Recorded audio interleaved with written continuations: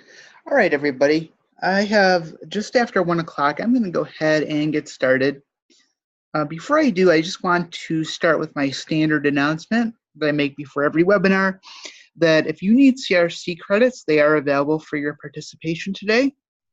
If you need credit, shoot me an email at Michael, M-I-C-H-A-E-L, Klinger, Klinger, at dars.virginia.gov after the training, and I will be glad to make sure those credits get logged in for you. And I'd like to welcome you to the last webinar, the sixth webinar in the six-part series on SSI and SSDI benefits and work incentives. And I want to talk to you a little bit today about some new initiatives that allow people that are on needs-based benefits, such as SSI and Medicaid, to save more than the standard $2,000 resource limit without impacting their eligibility for benefits. And the first one I want to talk to you about is Achieving a Better Life Experience account, or ABLE account.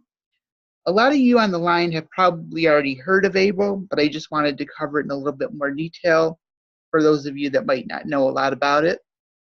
Then we're going to talk about IDAs, or individual development accounts, the Your Money, Your Goals Toolkit, which was developed by the Consumer Financial Protection Bureau. We'll talk a little bit more about that later. And then Plan for Achieving Self-Support is a work incentive that people can use to build savings. Any money that's put aside into the past does not count towards the $2,000 resource limit for SSI eligibility. But I'm not going to really cover that today because I did cover that a few weeks ago in the webinar on SSI work incentives. And after this webinar, I am going to archive this, and I'm going to send all the links for all the previous webinars too. So you guys can go back and listen to that one if you missed it or if you just want to listen again. So that'll be covered in that webinar. But just to start out with the ABLE accounts, Achieving a Better Life Experience, or ABLE account in Virginia, is administered by Virginia 529, which also administers the state's college savings program. And the ABLE account in Virginia, called ABLE Now, is open to enrollees nationally. So it doesn't really matter where a person lives in the country. They can still access the Virginia ABLE Now program if they want to participate.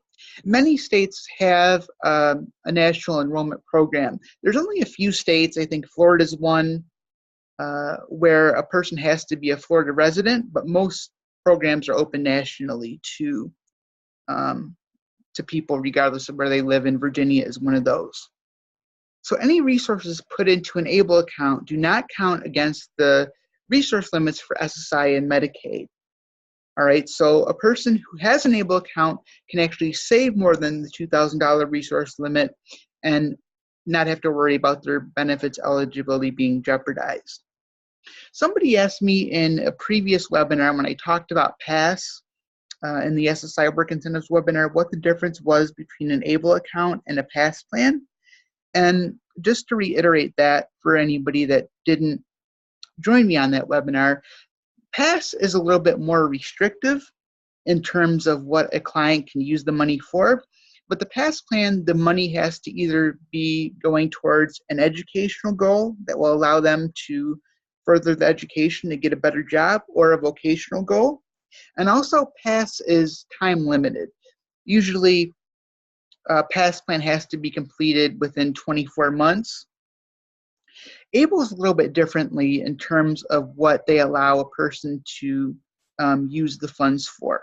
And I'll talk a little bit more about some of the expenses that a person can use ABLE account for in a minute, but the expenses that a person can use ABLE for aren't as restrictive. They don't necessarily have to be related to work as a PASS plan does, and there are no time limits on how long a person can have an ABLE account. So we'll go through some of the differences. In order to be eligible for an ABLE account, though, a client has to meet a couple different criteria. Number one, the client has to have a disability. And they don't necessarily have to be certified as disabled through Social Security or be receiving SSI or SSDI in order to be considered disabled under the ABLE account. Now, if a person is on Social Security benefits, they're automatically determined to be disabled for the purposes of able eligibility. Okay, that's an automatic qualifier. However, if they are not on benefits already, they can be certified as having a disability by their physician. All the physician has to say is write a statement that the client would produce to the Able Now enrollment folks at the time that they set up the account, and the physician would just say certified that yes, John Smith does have a disability, and they would just detail what it was in that statement. So again, SSI, SSDI eligibility is an automatic qualifier for disability, but the physician can also go ahead and issue a statement verifying that the person is disabled. And I do see that there's a question in the chat box. I'm going to hold off on questions until the very end, just so I have enough time to get through the slides, and I'd be happy to answer any questions later.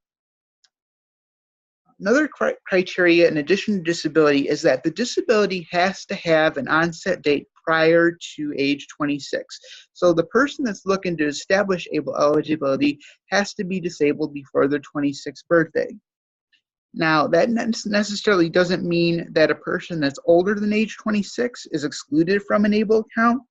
Somebody can be 50 or 60 years old and still qualify for an ABLE account as long as, if they're on Social Security, their disability began prior to age 26, or if they're not, the physician's statement can verify that the disability began before age 26. So as long as they're able to show age of onset before age 26, then they're good to go. They're eligible for ABLE, even if they're older than that. Hopefully, that limit does change.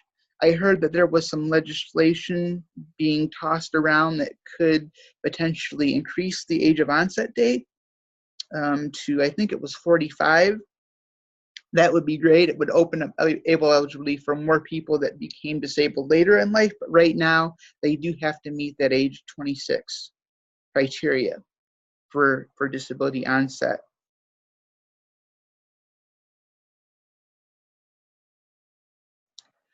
So once a person establishes an ABLE account, there's a few different things that they have to keep in mind. Number one, that there's a $15,000 per year annual contribution limit for any money that's put into an ABLE account.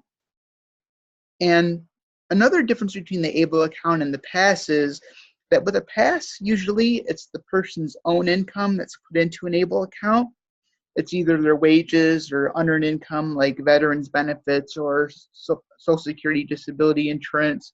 It's usually just a person's own income that goes into the PASS. With the ABLE account, it's a little bit different. It can be a client's own income, whether it be part of their benefits or their wages, but also family members or friends can contribute to an ABLE account as well. So it can either be the client themselves or family member or friend or pretty much anybody else that wants to contribute to an ABLE account can do that.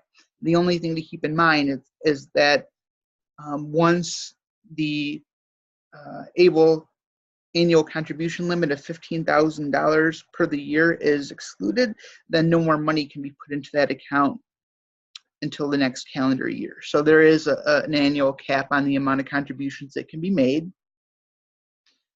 And even though there's an annual contribution limit, there's a different cumulative limit. So if a client is on SSI, they're able to save up to $100,000 before their eligibility for those SSI benefits are impacted.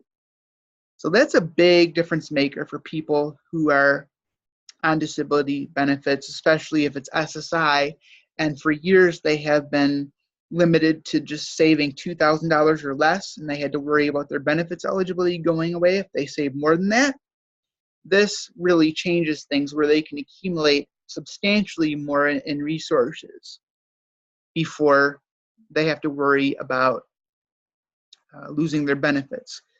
Now, because there is that annual contribution limit of $15,000 per year, it's obviously going to take the client several years to save up to that $100,000.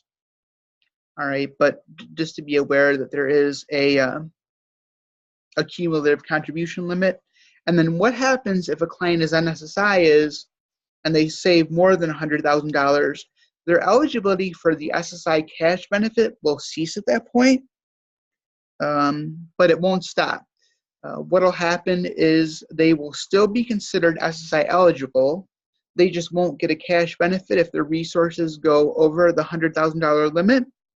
But then once the client spends their ABLE account down below $100,000 and they can show Social Security a bank statement or any other proof that they might have that their balance has fallen below that, they can get their cash benefits reinstated as long as their resources fall below 100,000. So just an important point is that benefits eligibility, once they exceed the resource limit, will be ceased but not stopped permanently.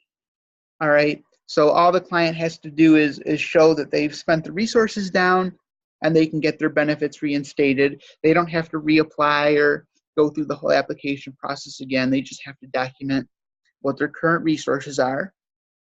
If a client is on Medicaid only with no SSI link, they can save even more than that. They can save up to $500,000 before their eligibility for Medicaid stops. All right, so that's, again, substantially more than the $2,000 standard limit. So ABLE accounts have really changed the lives of people with disabilities for the better, because as we talked about in previous webinars, the cash benefits that a person gets in SSI or SSDI are really low. A lot of people on disability benefits are living in poverty, and up until now, they've had to stay that way because not only have their benefits amounts been low, their cash benefits, but their resources have also had to remain low. And ABLE accounts really have given people with disabilities a chance to save substantially more towards their futures without having to worry about impacting their benefits. So it's a big game changer. It's a newer incentive too. I think in Virginia, the ABLE accounts really started to be rolling as of January 1st of last year. So it hasn't even really been 2 years yet since these have been used by people in Virginia. So some of you might have heard of them, some might have not, but they really are a game changer in terms of what people can save and not worry about their benefits. So I talked a little bit a couple minutes ago about how the money in an ABLE account can be used to better the person's life. And as with a PASS, like I said, the money in a PASS is more restrictive, related to work or vocational goals, or work or educational goals rather. The money in an ABLE account can be used for pretty much anything. And the only criteria in the ABLE law says that the money in an ABLE account has to be used for the purposes of making the person with the disability lives better. So it can be used for things like housing expenses, rent or mortgage expenses, education related to the client going back to school, medical expenses and medical bills, even vacations, things of that nature. There really is no restriction on what the ABLE funds can be used for, as long as it's used for the person's improvement in their quality of life. The only restriction in the money that can be used in an ABLE account is that if a person's saving it for their own use, they can't just go ahead and give the money away to somebody else. Like they can't, for example, give Aunt Sue $5,000. That money has to be used for their own needs and their own quality of life. So they have to spend the money on themselves for the items that they need. So that's really the only restriction. If a person is on Medicaid and they pass away, then the Medicaid office can actually file a claim against any money that is in an ABLE account when a beneficiary dies to pay back Medicaid for the cost of any services that they may have covered. There is a provision in the Virginia Medicaid law that says that the Commonwealth of Virginia can file a claim against any account monies that are in an ABLE account when a client dies, but I haven't heard of the state really enforcing that. So, the law is there. They do have the ability to do it, but I haven't heard of the state enforcing it yet. But they do have the ability to go ahead and file that claim.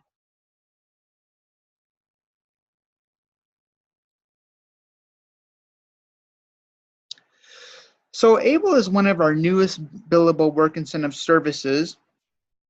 So you guys as the VR counselors, as with any of the other work incentives I talked about in these webinars, do have the ability to authorize EWISA to help a client enroll in an ABLE account. The procedure code for that is A3022 and aware. And the actual enrollment procedure is really simple. It can either be done online. I gave you guys the hyperlink there at ablenow.com, or by calling this toll-free number. That's the number for the ABLE National Resource Center. They can help a client with the actual enrollment procedure. And the actual enrollment procedure only takes about 5 minutes. All right, so we're not really paying the WISA to just help the client enroll in an ABLE account because it is so straightforward. But that's part of it. So when the WISA bills for the service, you guys as the counselors are going to be looking for a copy of the confirmation email that the client's going to receive that verifies that their ABLE account is set up, or a copy of the Visa prepaid card that the client receives. So the WISA is going to have to either provide you with a copy of the client's prepaid card that they're going to get, or a copy of their enrollment email as proof of ABLE enrollment. So what will happen is once a client is enrolled and their eligibility for ABLE is approved, ABLE Now is going to send them a Visa prepaid card, and all the money that they put into that ABLE account is going to be on that card, just like a regular debit card. And they would use that card when they go to the store, or when they buy anything online or whatever. So any time that they want to pay for anything out of their ABLE account, they would just simply swipe that Visa card that they get in the mail. And again, they could continue to use that until the money's gone. But in addition to actually helping a client enroll in the ABLE account, we're also asking WISAs to help the client develop a plan to help them document how much money they're going to save every week or every 2 weeks or every month, however they're going to do it, and what kind of expenses they are going to use the money for. So the WISA would actually help the client develop a plan in writing to document how much the client's going to be saving and for what purposes the money is going to be used for.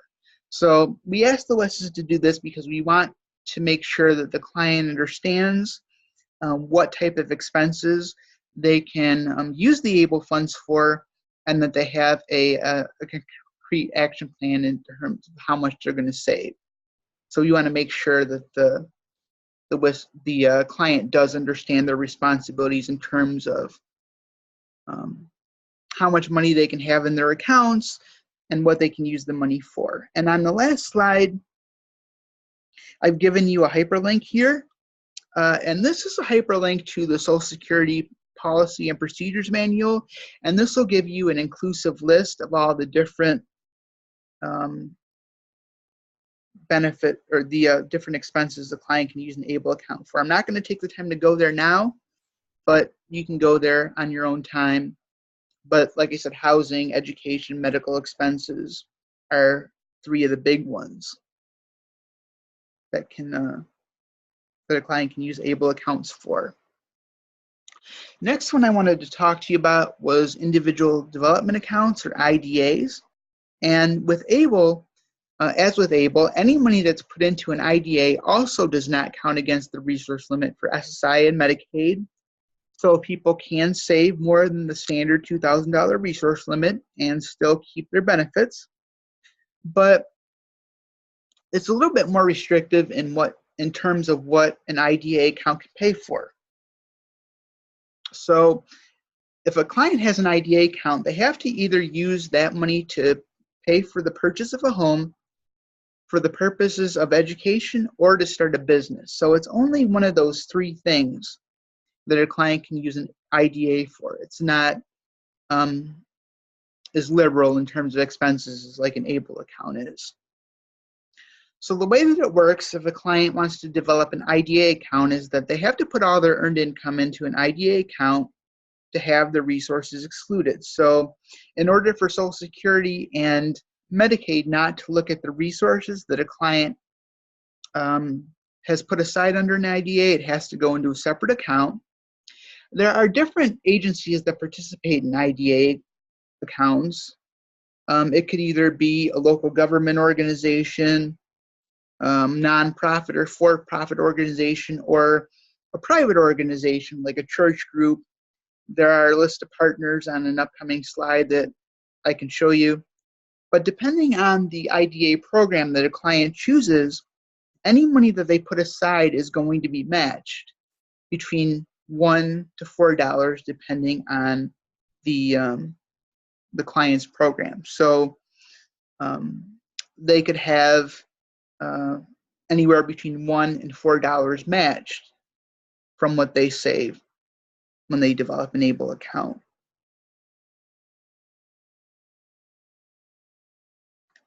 There's some kind of strict criteria for it. So the client has to be at least 18 years of age to develop an IDA.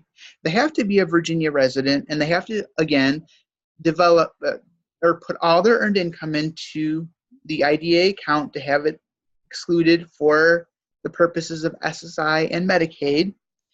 If they put any of that money into a separate account that's not an IDA account, then that money would count towards the standard $2,000 resource limit. It has to be put into an IDA account to be excluded. But a client also has to meet certain income guidelines to be eligible for an IDA account. This work incentive is meant to help people with low incomes buy a home, start a business, or pay for school. So not everybody can qualify for this. The person has to meet certain income criteria. So for a household of one this year, they can't have income that exceeds more than 200% of the federal poverty level, which is about $24,280 per year. All right, so they got to meet that income criteria to be eligible for an IDA. And the more people that live in the household, the higher that income is allowed. But for a household of one, that's what it is.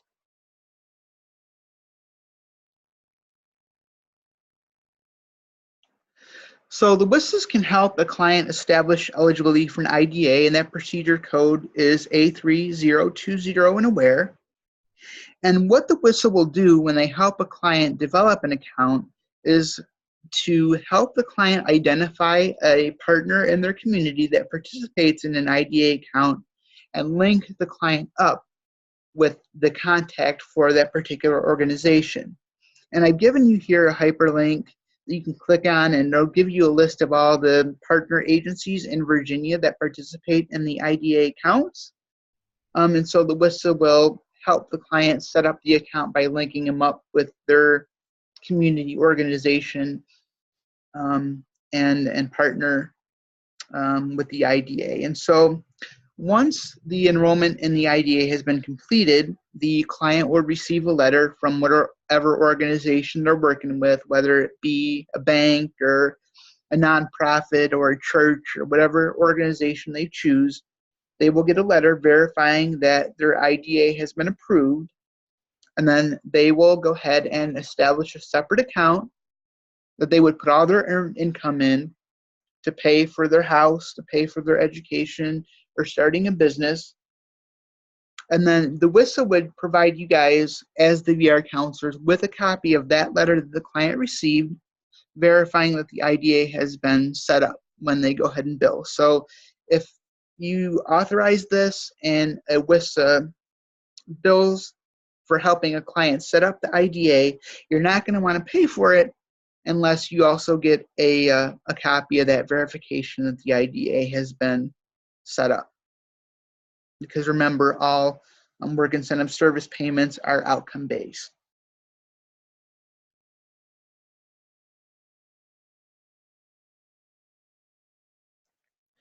And I wanted to talk to you a little bit about the financial health assessment, or FHA. And the financial health assessment is also one of our newest WISA billable services that have been added in the last year. And DARS developed this in collaboration with representatives from the National Disability Institute.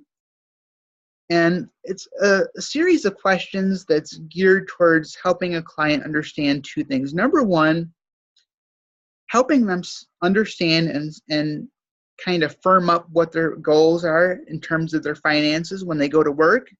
And also it's a way for service providers to kind of gauge a client's understanding of their finances too. All right, and so the FHA asks a lot of different questions about a client's finances and goals. And it's a WISA billable service, but it can be accessed by the VR counselors too. And the FHA itself is actually in the Grants and Special Programs document repository if you want to take a look at it. But the FHA asks a lot of different questions about things like, do you have a budget that you've developed and follow regularly? Do you have a checking account, a savings account, or other resources? Have you looked at your credit report in the last 12 months? And do you know how to read it? You know, those type of things. What are your goals in terms of finances? If you have a job, are you looking to get a better job? Are you caught up on your bills, or are you behind? Those sort of things are on the FHA to kind of get the client thinking about what their financial goals are when they're getting ready to go to work. All right. Now, one of the reasons why we wanted to develop an FHA is because we're trying to integrate financial literacy into our work incentives counseling model, because work incentives and finances are so closely related. And we realize that clients don't always understand the negative impact of not fully understanding their finances in terms of getting a job and going back to work. Well, let me give you an example. When we first started to pilot the FHA, we tested it out with a group of students at Wilson Workforce Center that were in the manufacturing program. We started it out on a group of 10 people.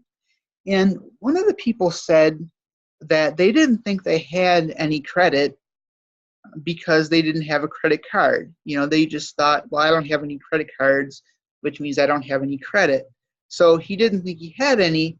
But then when it got to the question about, have you ever been denied anything because of your credit, like a job or an apartment or an auto loan, he said, yes, I did get denied a job because of my credit. So he knew enough that his poor credit did serve as a barrier to him getting a job, but he didn't really fully understand what credit was or how it impacted him.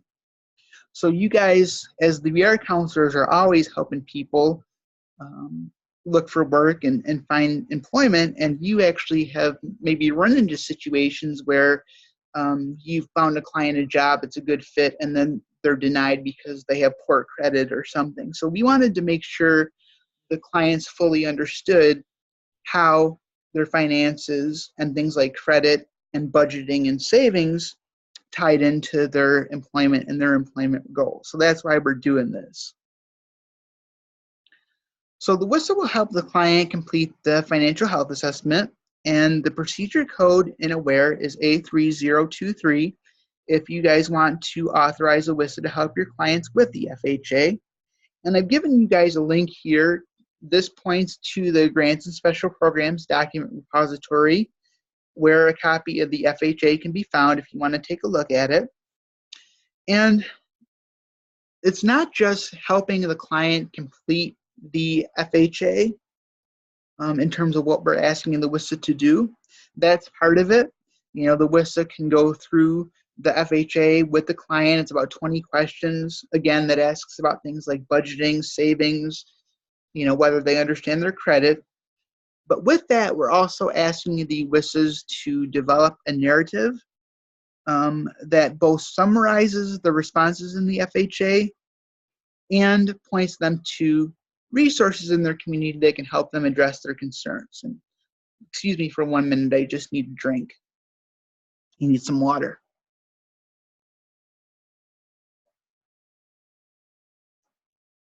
All right, so let me give you an example of that. Say, for example, that the client has indicated on their financial health assessment that they don't understand their credit report, or they haven't accessed it within the last 12 months, and they don't fully understand how to read it. Part of what the WISA would say in the narrative is, well, you said in your FHA that you don't fully understand how to access your credit report, and then they would provide the contact information within that narrative for the 3 credit bureaus so that the client knows where to go to access their credit report. Or if, for example, the client said that they had a goal of building more savings and they were eligible for an ABLE account, one of the things that the client could, or the WISA could write up in that narrative is, well, you said that you had a goal of building more savings, and in the narrative talk a little bit with them about their eligibility for an ABLE account.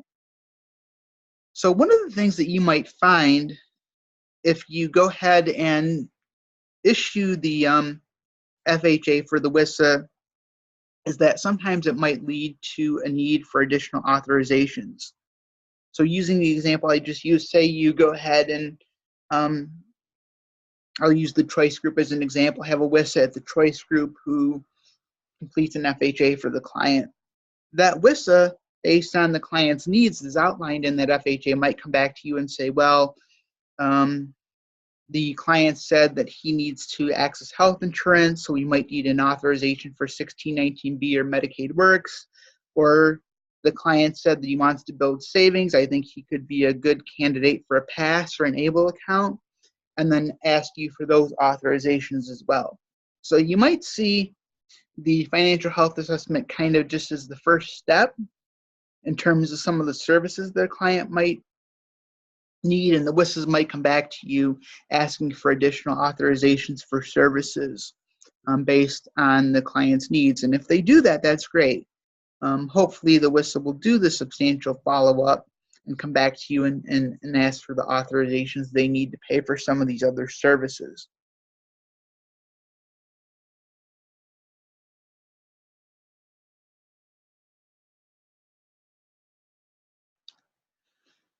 So the Your Money, Your Goals toolkit really isn't a work incentive, but it is a tool that can be used to help the client better set their financial goals and kind of understand how to not only set a goal but reach a goal using some of these tools. Some of you might have heard of the Your Money Growth Toolkit already, but I did want to include it here for those of you that might not be as familiar. So this was something that I learned about just within the past year. I had undergone a training with the Consumer Financial Protection Bureau on how to use some of the tools. It was a toolkit that's developed by them, and the goal is to promote financial literacy for the clients that are using it by helping them understand things like how to keep track of their income and their expenses, what they have coming in and what they have going out, how to develop a budget, how to read and understand a credit report. There's tips in the Your Money, Your Goals tools on dealing with debt and debt collectors, that sort of stuff. There's 9 modules in the toolkit, and you'll see access to the webinar archives on that I did in a minute. But the Your Money, Your Goals toolkits can be used by both WISAs and VR counselors, and they can be accessed for free at the following link. I've given you the hyperlink for the electronic version of the toolkit, Or as an alternative method, if you want tools that you can actually print out and use with clients, I've given you the hyperlink here. You can order free copies, hard copies of the toolkit. It's free. You can order as many copies of the toolkit as you want. There's no limit on the number of toolkits that you can order.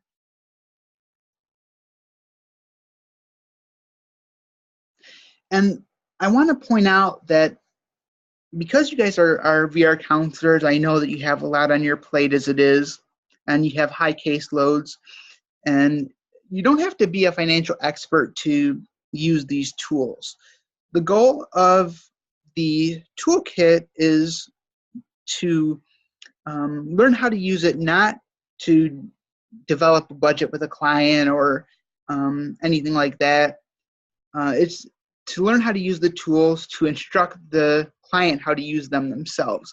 So this is kind of a way for you to kind of put the burden of responsibility back on a client. So for example, if you're working with somebody on job placement and they say to you, well, I have a lot of trouble with budgeting. I don't do it very well. I need help with that. Part of what you could do for them is go to the Your Money Grows Toolkit on the module on budgeting.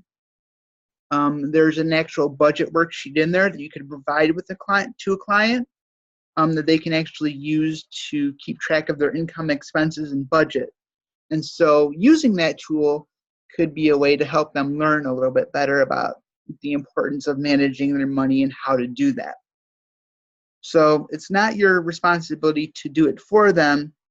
It's, part of what you want to do in learning how to use these tools is to instruct the client how to use them themselves. Right? Now, on the next couple slides, I've just given you a link to the Your Money, Your Goals training archives, the module titles, and the archive links. So earlier this year, and some of you might have actually attended some of these, I did a series of webinars on the different tools in the Your Money, Your Goals toolkit and how to use them in the work you do with clients. So in the next couple slides, these are just a list of all the modules and the access links. So you'll see here, like module 1 was paying for large expenses. There's a spot in there for people with disabilities on like ideas to pay for things like assistive technology, or if they need like durable medical equipment like walkers, wheelchairs, hearing aids, that sort of stuff. Module 2 has tips and tools related to saving for emergencies and expenses, ideas on how a client can maybe cut some expenses in order to put more money aside. Like, for example, I'd recall one of the tips being if a client doesn't have enough money in their savings, they might be able to save more money by doing something simple like not having the most expensive cable package. If somebody's paying $200 per month for cable, maybe they don't need to pay that much. They can downgrade their package and put some of that money that they'd be saving aside. So kind of practical tips and ideas like that to promote a client saving more money. Module 3 is on tracking income and benefits. There's a really helpful tool in Module 3 where a client can actually put down how much money they have coming in, whether it be in their wages or their SSI or SSD benefits. And then there's an expense tracker that a client can use to track all the money they have coming out. And there's a bill pay calendar in there where they can list all their different bills, when it's due, sort it by due date to help them keep on track of when their bills are due and prevent them from getting behind in bills.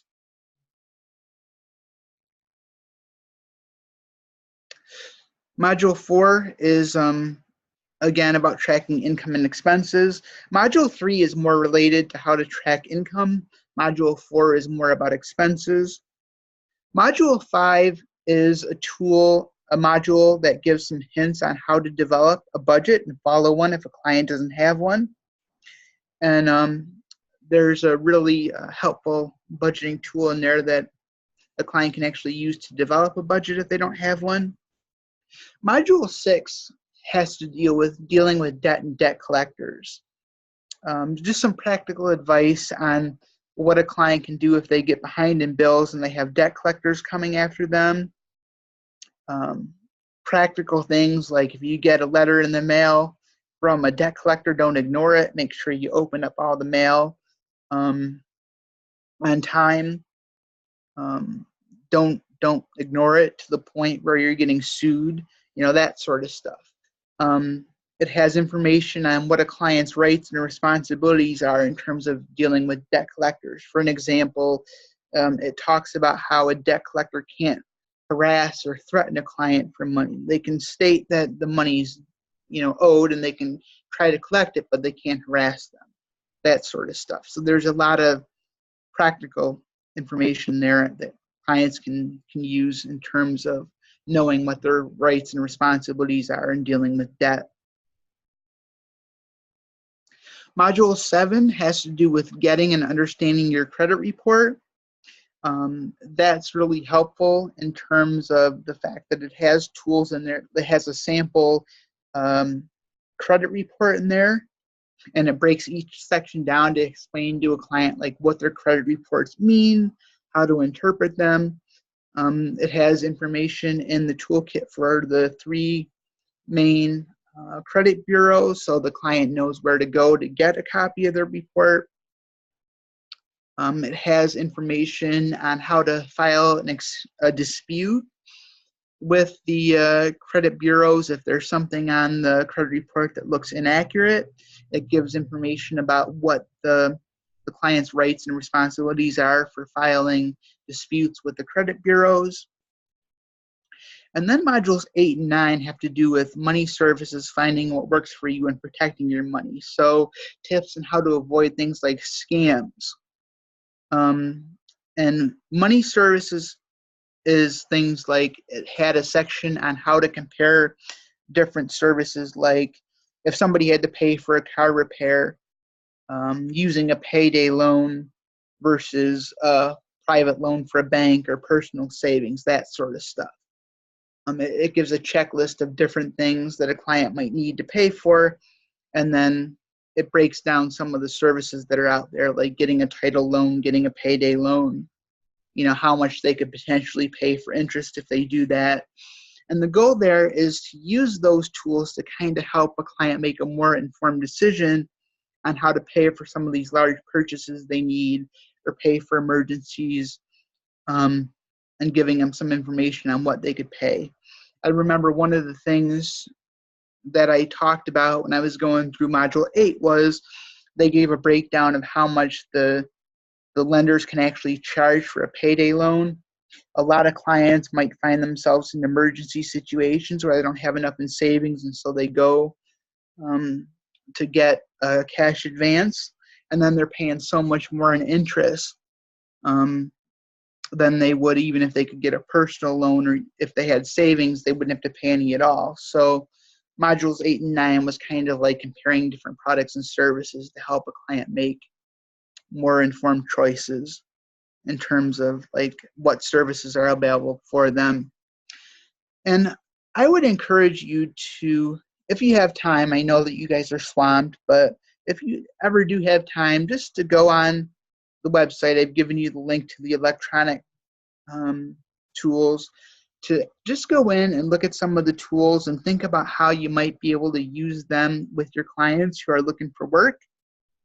And also share them with your colleagues. Not everybody who is a counselor actually had the time, obviously, to go to Your Money, Your Goals training. So, please feel free to also share these links with them, share the tools with them, encourage them to order free copies of the toolkit and use them with their clients as well. These tools were developed to be used, so I hope that you use them and that you find them beneficial. All right. And that's about it for the slides. I've been talking for about 45 minutes. What I'd like to do now is just use the remainder of the time to for questions. And you guys are in listen-only mode, so if you have a question, please type them in the chat box. And I'll go back and just answer the first one that I got first. And Anne Marie asks, does the statement have to be a physician statement? Can it be a medical documentation that reports the disability? Yeah, I mean, anything that documents that a client has a disability would probably work for the purposes of establishing an ABLE account. All that ABLE now is looking for is some sort of documentation that verifies that the age of disability onset was prior to age 26. So as long as the client has some paperwork that documents what their disability is and their onset date, they're good to go. But a physician statement would probably be the best way to prove it, the simplest way to prove it if they're not on Social Security benefits already. So that would be my recommendation. Does that help, Anne Marie?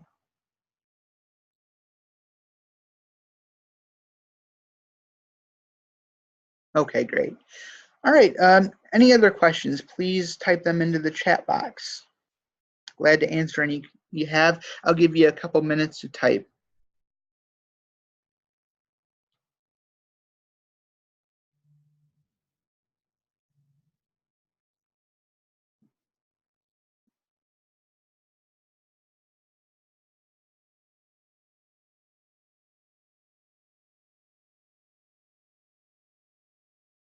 And while I'm waiting for the questions to come through, the last slide is just obviously my contact slide.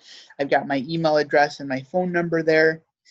If you have any questions about this webinar or any of the other webinars that I've covered, please feel free to reach out at any time. I'd be glad to answer your questions. Like I said in the first webinar, a big part of my job is doing technical assistance for the VR counselors and any issues related to benefits or work incentives. So I would be glad to answer any questions that you have. Looks like Anne Marie has another question. It says, I understand that a community partner can match earned income in an IDA. What are the names, examples, and types of IDAs? So an IDA is really just the name of the account. What the client will have to do, like I said a minute ago, is just establish a separate account. It can be an account that was set up at a bank or credit union that's just labeled as an IDA account, and then all their wages would go into that. So the IDA is just really the name of the account that they're using to save for the house, the business, or the education.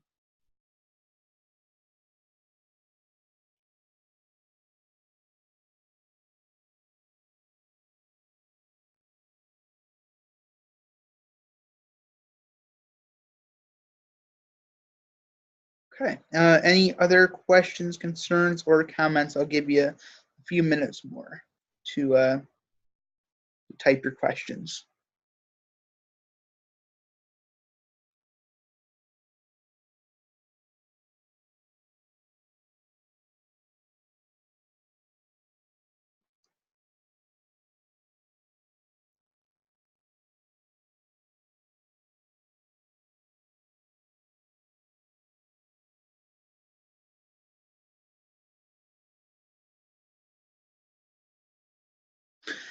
Okay, well, while I'm waiting for the questions to come in, I just remembered something I forgot to mention when I was talking about the ABLE account, and that is in terms of how Social Security counts the distribution. So if somebody, for example, has an ABLE account and they take money out of that account, any money that they take directly from an ABLE account doesn't count as income, and doesn't count as a resource if they hold on to it because it is excluded under ABLE. So a client could potentially take money out of an ABLE account to pay for their expenses, and they don't have to worry about it counting against their eligibility for benefits or Medicaid. So it's okay for a client to use that money in the ABLE account on an ongoing basis for whatever they need without having to worry about losing their benefits.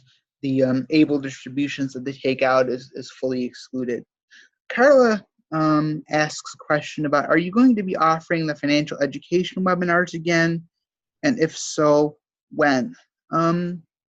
As far as I know, there are not any dates on the calendar yet, but I do have some webinar archives that we did from the National Disability Institute late last year that I can send it to everybody. We did one on the importance of financial education. We did one on resource mapping. Resource mapping is just kind of a way of helping a client to identify community resources to help them achieve their goals. And then we did one on our financial health assessment, why the FHA was important, how to use it with your clients, and that sort of stuff. So, Carla, if you're interested, I can send you those archives. And I will also be sending an announcement to all the field office managers for distribution, like for any other upcoming webinars that I have on the calendar. So you should receive a notification as additional webinars are added. But right now, I don't have anything on the calendar. I know that the holidays are coming up soon. That's always a kind of a tough time to get people to attend just because people are busy and stuff. And so anything like that would probably be scheduled in the new year. But yeah, I do anticipate doing them at some point. I just don't have a concrete date yet. Okay, and yeah, Carla, I'd be glad to get those to you, no problem. And Anne-Marie says, can an IDA be a checking account? Yeah, that could be an example of an IDA account. The only difference is, like with the past, a couple weeks ago, I know, Anne-Marie, that you were in that webinar. I mentioned that with the pass, the client would have to establish a separate account to put their pass funds in, and they couldn't commingle the pass funds with the funds that they use for their everyday living expenses. And it would be the same thing for an IDA. They couldn't just commingle the IDA funds with the regular checking account or savings account they had. They would have to put that money aside for a separate purposes and then use that money for whatever they outlined in their IDA. So yeah, it can be, but it has to be separate from their normal account.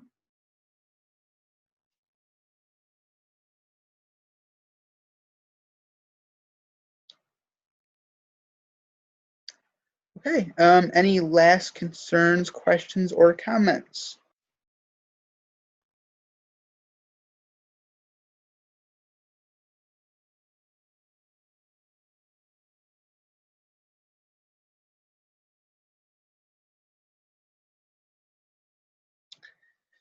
Anne-Marie says, what are the names of the webinars on the shared drive? Okay, so those, you're talking about the ones with NDI that I was just talking about?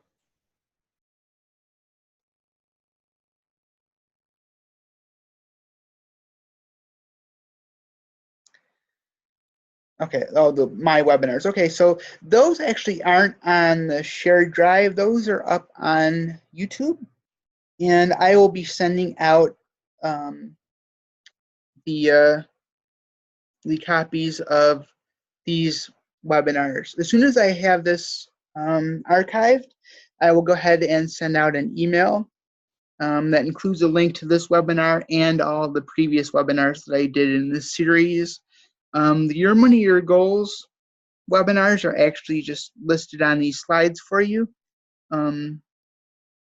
And for anybody that is interested in the NDI webinars, Carla, I know that you said that you did. Those are actually listed on the National Disability Institute website, and I'll send those links out as well. So you'll have access to those. All right, if there are no other questions, we will end for today. And I want to thank you guys.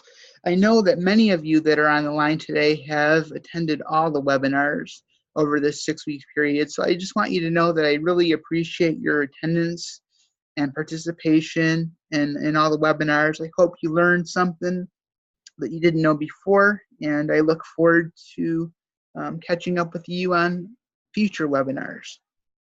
And don't forget, if you need CRC credits, those are available, and to contact me if you need those. All right. Thank you, everybody. I appreciate it. Have a good day now. Bye-bye.